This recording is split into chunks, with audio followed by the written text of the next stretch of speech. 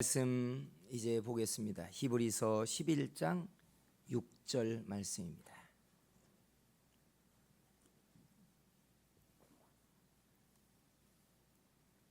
히브리서 11장 6절 말씀 제가 봉독해 드립니다.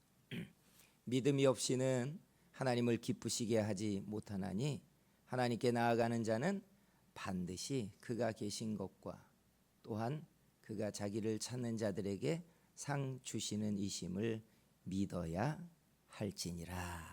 아멘. 하나님의 은혜가 오늘 예배하는 여러분에게, 오늘 오랜 시간 만에 예배당을 찾은 여러분에게 함께 하시고 그리고 역사해 주시기를 축복합니다.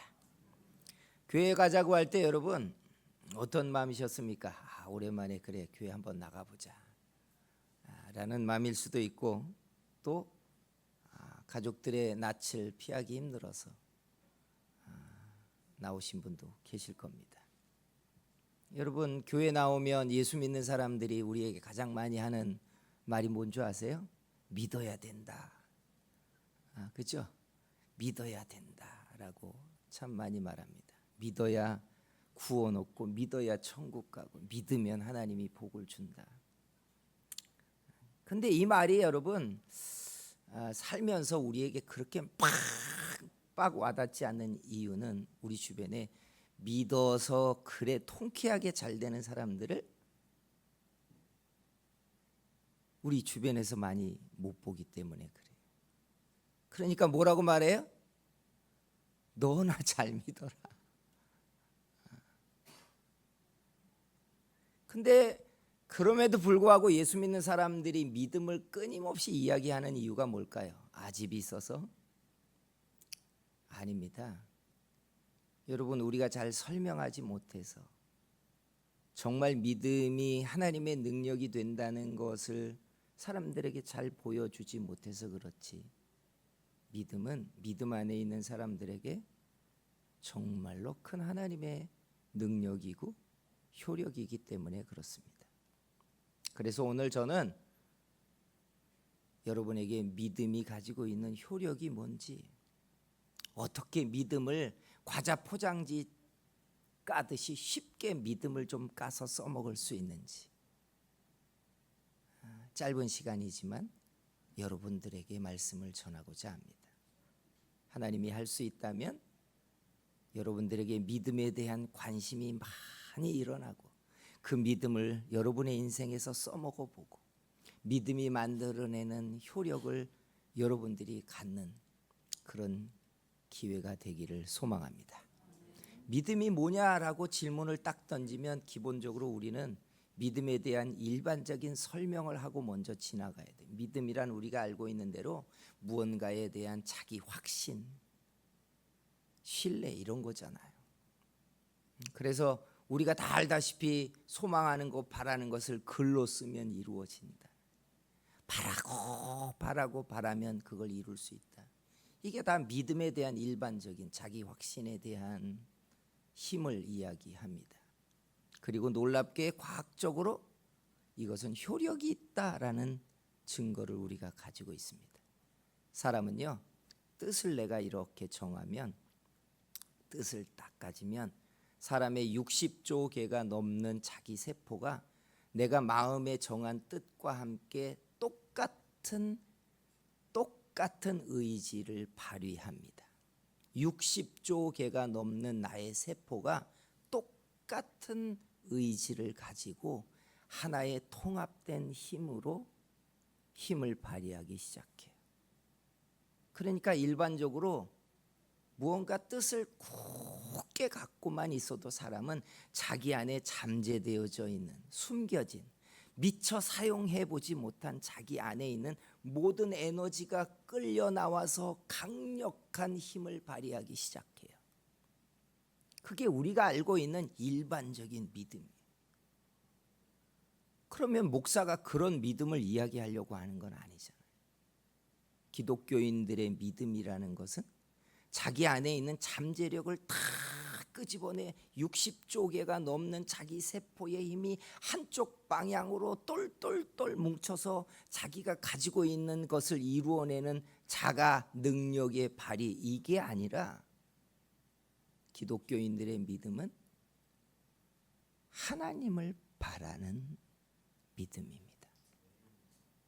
하나님을 바라고 구하는 거, 이게 우리가 말하는 믿음이에요.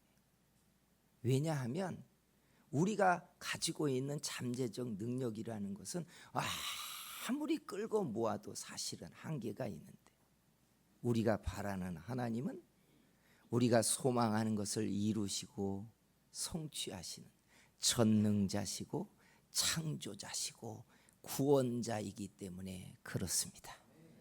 그래서 하나님을 믿어라. 근데 여러분, 시각을 바꿔서 왜 이게 우리의 마음에, 또 사람들의 마음에 그렇게 잘 동하지 않냐?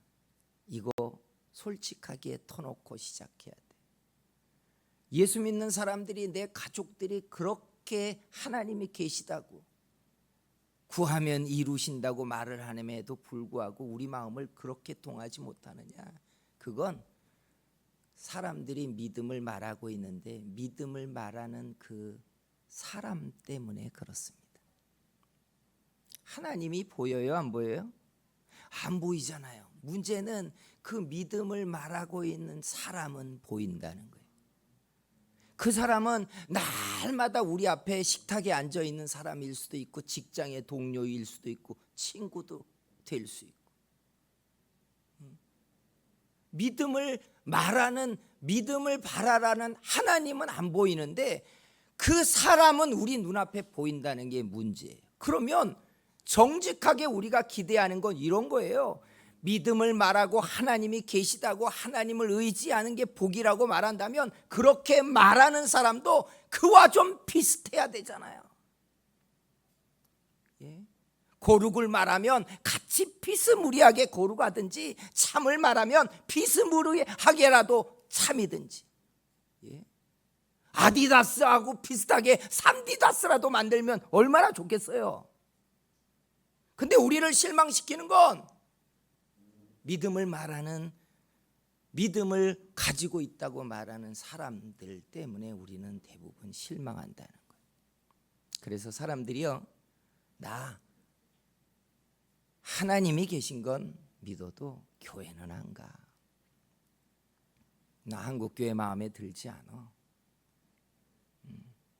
이렇게 말하는 이유는 여러분, 결국 믿음을 가지고 있고 믿음이 있다고 하는 사람들이 우리에게 준 메시지라고 말할 수밖에 없어요. 예수 믿는 사람들끼리는요, 신앙은 사람 보고 믿는 거 아니다. 교회가 어떻게 하든 하나님은 계셔, 이런 말을 하지만 여러분, 그건 믿음이 좀 심오한 사람들끼리의 얘기고, 사실은 누구나 할 것 없이 믿음을 이야기하지만 믿음이 그 안에 있다고 하는 사람들의 겉모양이 사람을 실망시키면, 신뢰를 잃게 하면 우리는 그가 담고 있는 믿음이라는 것도 신뢰가 가지 않습니다. 그래서 교회 때문에 실망했어요. 나 우리 목사님이 이상해요. 나 우리 마누라 때문에 교회 안 가.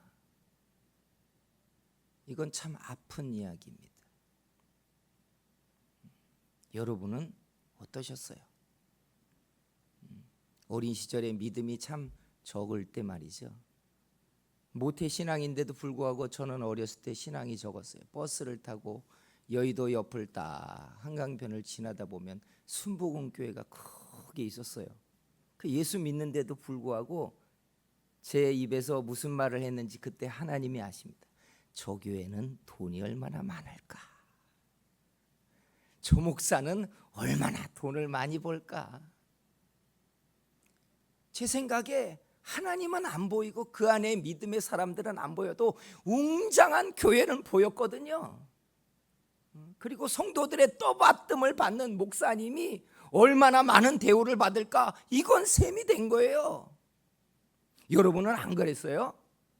교회 밖에 있으면서 말이죠, 예수 믿는 사람들이 주변에 있는 것을 보면서, 야, 참 그래도 나는 믿음이 적지만 저 안에 신실하고 진짜 하나님을 믿는 참 신앙인이 있어, 이렇게 생각했습니까? 근데 여러분, 제가 굳이 오해를 풀려고 하는 건 아니지만 설명하고 싶은 게 있어요. 왜냐하면 하나님이 사람에게 믿음을 주실 때 성품 좋은 사람을 골라서 믿음 주신 게 아니라는 사실이에요. 좀 그랬으면 좋겠죠. 백화점 가서 진열대에 놓여 있는 여러분 좋은 물건들을 고르듯이 하나님이 성품 좋은 사람들을 쏙쏙 골라가지고 예수 믿게 했으면, 예배당에 와봤더니 여러분 다 근사한 사람들이 있으면 얼마나 믿게 하기 좋겠냔 말이에요. 그런데 믿음은 하나님의 선물인데, 사람을 구원하기 위해 하나님이 주시는 은총인데, 성품 좋은 사람들을 하나님이 뽑아서 믿음 주신 게 아니더라는 거예요. 그리고 순서가 있어요. 믿음을 갖자마자 성품이 좋아지는 게 아니라는 사실이에요.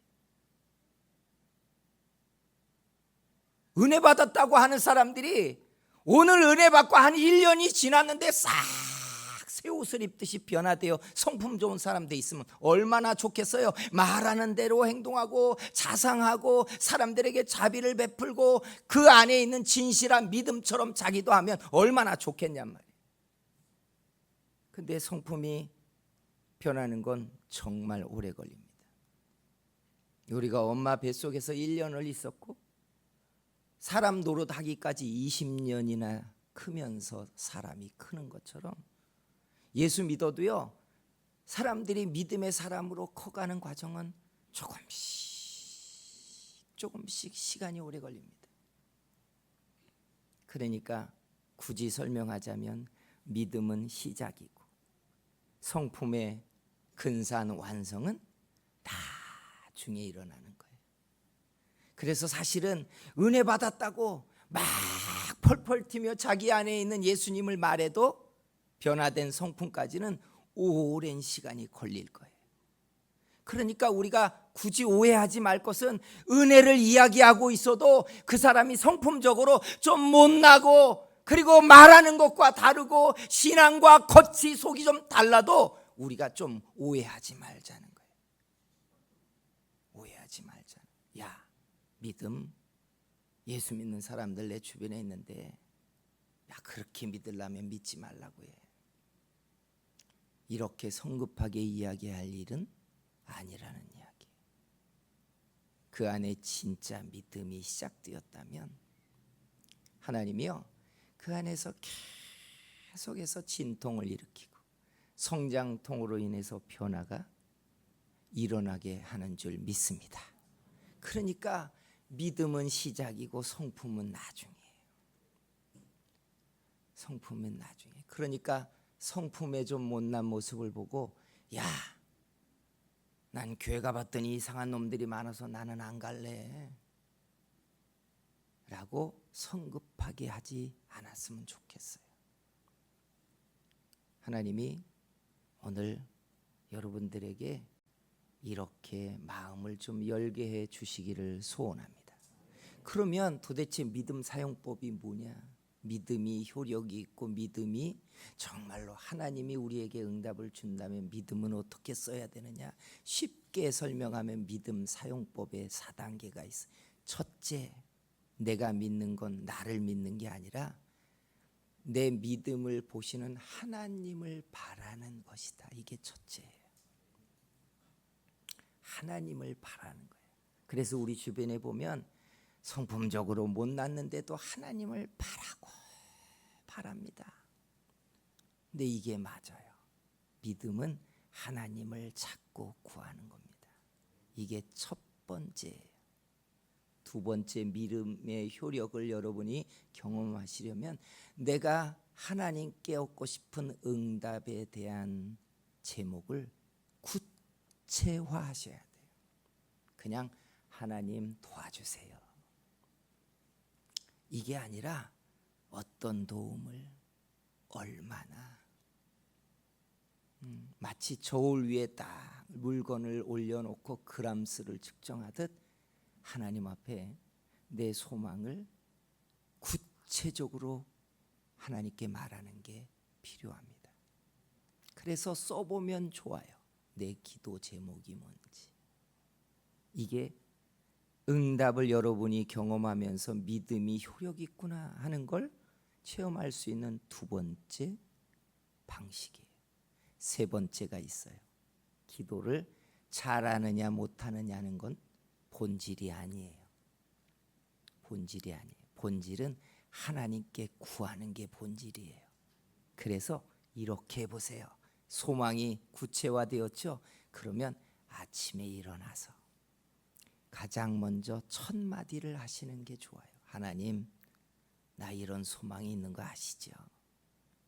그리고 점심때 기억이 나실 때 한 번, 그리고 저녁에 여러분들이 시간을 내서 한 번, 여러분의 소망을 일관되게 말하시는 거예요. 하나님, 내게 이런 소망이 있습니다. 내게 이 믿음이 효력이 있는 걸 하나님 보여주세요. 이 기도를 하는 거예요. 오래 안 하셔도 돼요. 길게 안 하셔도 돼요. 중요한 건 내가 그런 정도를 가지고 기도를 한다면 매일같이 내 생각 속에 하나님께 내 똑같은 소망을 아뢰고 있다는 이 자체가 중요해요.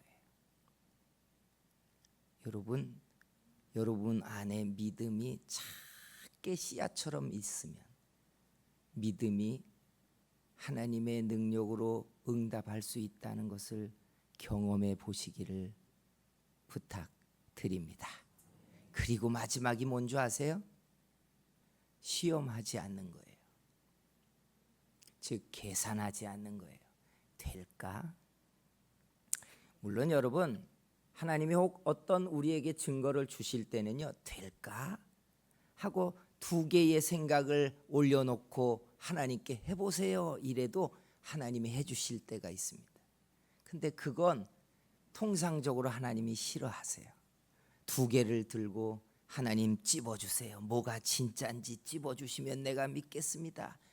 이게 아니라 기도를 효력 있게 하고 믿음이 응답되는 걸 경험해 보고 싶다면 하나님께 하나의 소원을 두고 그걸 셈하지 마세요. 성경은 의심하는 자는 얻기를 구하지 말라라고 말합니다. 의심, 두 개의 생각을 가지고 저울에 올리는 순간 하나님은 듣지 않으시겠다는 거예요. 그리고 여러분, 목사가 설명한 이 단순한 이 방법을 통하여 이 땅에서 예수 믿는 사람들이 믿음의 응답과 경험을 했다는 사람들을 손들어 보라면 예수 믿는 사람들 다 손들 거예요. 믿음은 진짜 효력이 있습니다. 왜냐하면 하나님이 계시기 때문에 그래요. 어떤 분들은 말해요. 기도하는 것보다 나는 일하겠습니다. 여러분, 일에서 내가 얻을 수 있는 인생의 양이 있지만 그 상황을 넘어가는 힘은 하나님의 힘입니다. 그래서 믿으면 하나님이 들어주신다는데 나도 믿음의 사용을 해볼까? 라고 생각할 게 아니라 오늘 목사가 쉽게 사용법의 매뉴얼을 4단계로 말했듯이 여러분 속에 씨앗 같은 믿음에 대한 관심이 일어났다면 여러분 그 믿음을 들으시는 하나님을 여러분이 은밀하게 자기만 알 수 있는 어떤 소망들을 하나님께 아뢰서 경험해 보시기를 부탁드립니다. 이렇게 믿음을 경험하면 가장 큰 혜택이 뭘까요? 돈이 생기는 거요? 직장이 해결되는 거요? 내가 어려운데 하나님 나 빵 셔틀 만든 그놈을 한번 하나님께서 때려주세요 했더니 어이구 어느 날 그놈이 다리를 절고 다니네 하는 뭐 이런 거요? 이게 아닙니다. 믿음을 가지고 무언가 구했더니 하나님이 응답해 주셨다라고 하는 부분을 통해 얻는 가장 큰 효력은 응답보다 더 큰 게 있어요. 하나님이 계시다는 걸 경험하는 거예요. 정말 하나님이 계시구나. 예수 믿는 사람들이요, 가난한 사람이나 부자나 대통령이나 여러분 공장 노동자나 할 것 없이 신앙을 떠나지 않는 이유는 다 저마다 자기 속에 하나님이 계시다는 걸 경험했기 때문에 그래요. 여러분, 하나님은 계십니다. 예수님의 이름으로 우리가 믿음을 쓰면 하나님은 당신이 계시다는 걸 우리에게 경험시켜 주시고 믿게 하기 위해서 우리 기도를 들으십니다. 오늘 여러분 속에 작은 씨앗이라도 그 믿음이 여러분 속에 일어나서 하나님을 바라고 무언가 그 소망을 하나님께 아뢰서 응답을 경험하고, 그리고 하나님이 내 기도도 듣고 계시고 나에게도 계시다라고 하는 것을 경험해 보는 그런 분들이 되기를 주의 이름으로 축복합니다. 기도하겠습니다.